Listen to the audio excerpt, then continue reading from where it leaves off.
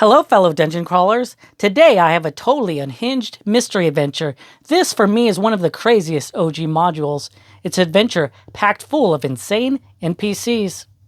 It has a surreal feel and takes place in a medieval French manor. If you like fun house monster motels, then this is your adventure. So stick with me and let's talk about X2 Castle Amber.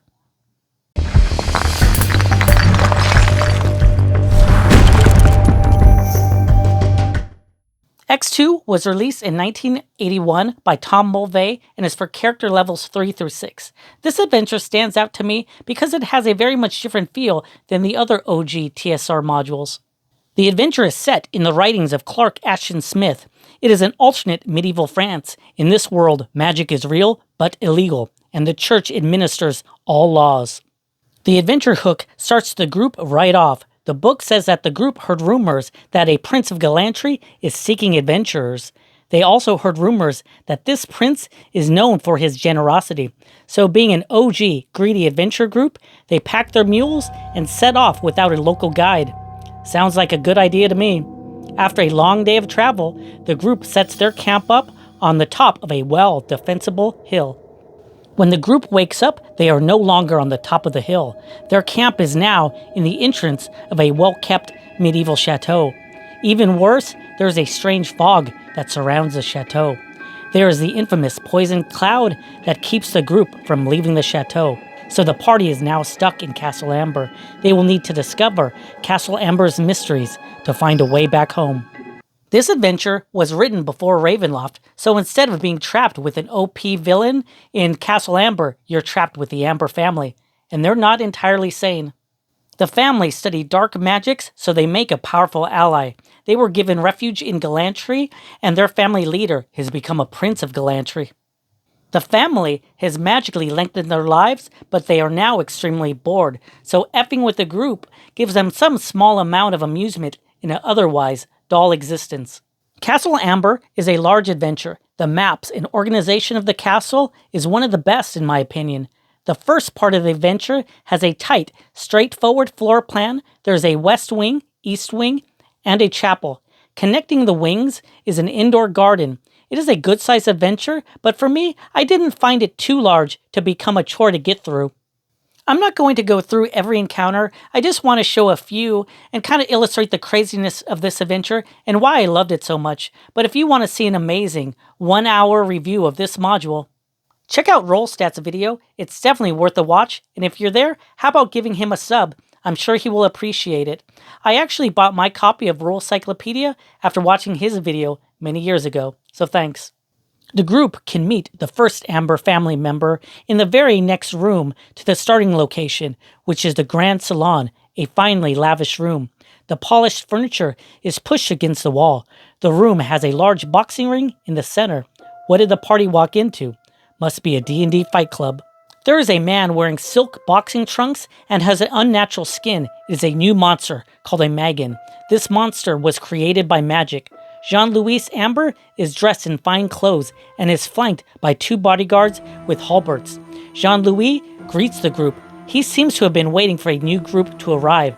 He challenges the group to box his champion. He offers them even odds if they would like to make a wager. The players can skip rooms, but remember, this isn't a dungeon crawl just to find loot. They need to find items and clues to escape the castle. Along the way, they'll find silver keys, which will be needed later in the adventure. So in skipping rooms, they might not find the items and they'll be stuck in Castle Amber forever.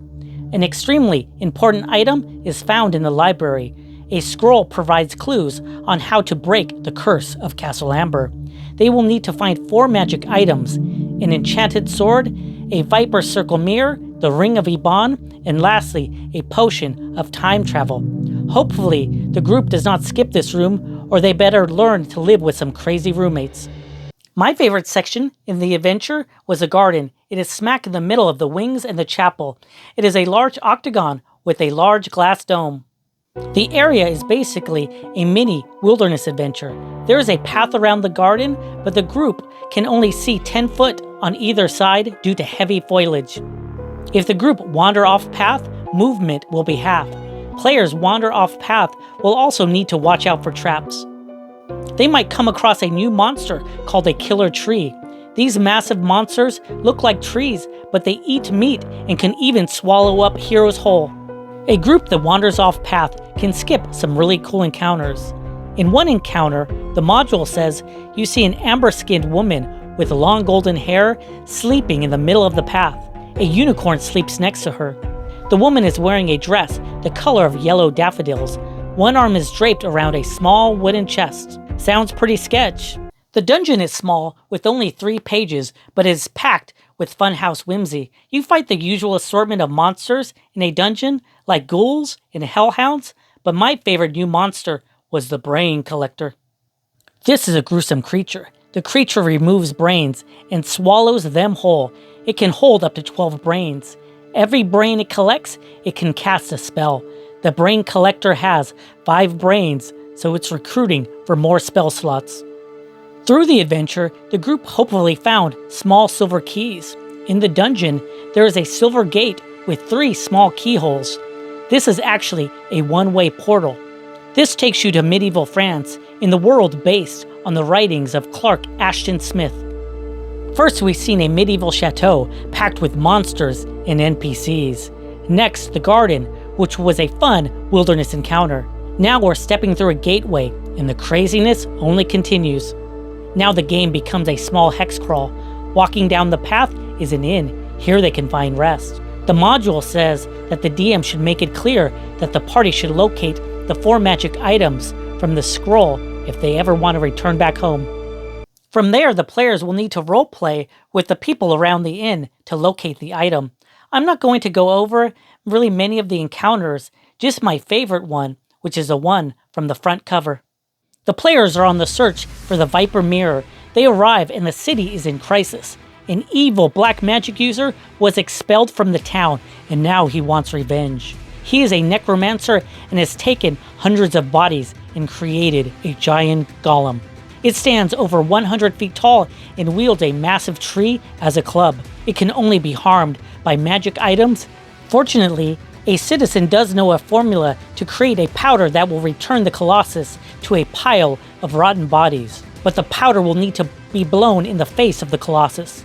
If the party helps destroy the Colossus, then they will receive the Viper circled mirror in return. But the party will need to find some way of reaching the massive face. They might have found some magic items that grant flight, or they can hurl the powder from the top of a tall building. Can you imagine what it would be like after a successful throw? 100-foot mass of decaying flesh? Pretty gross.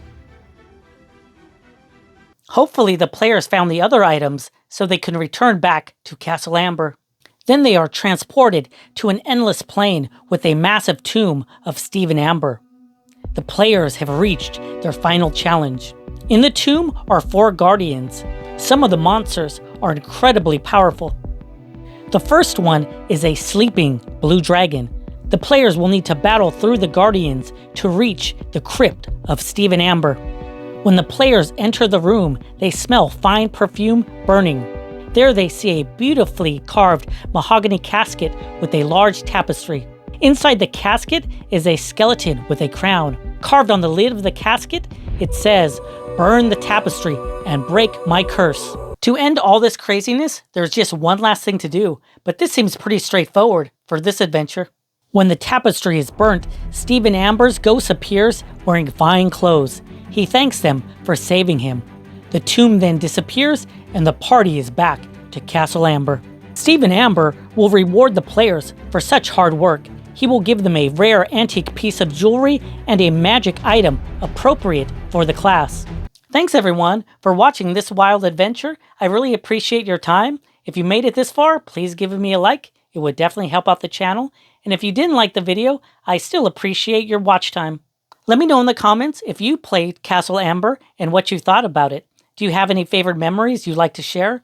Also, let me know in the comments if you have a favorite BECME or ADD adventure you would like me to cover next. Make sure you're subscribed to the channel so you won't miss the next adventure, and I'll see everybody on the next dungeon crawl.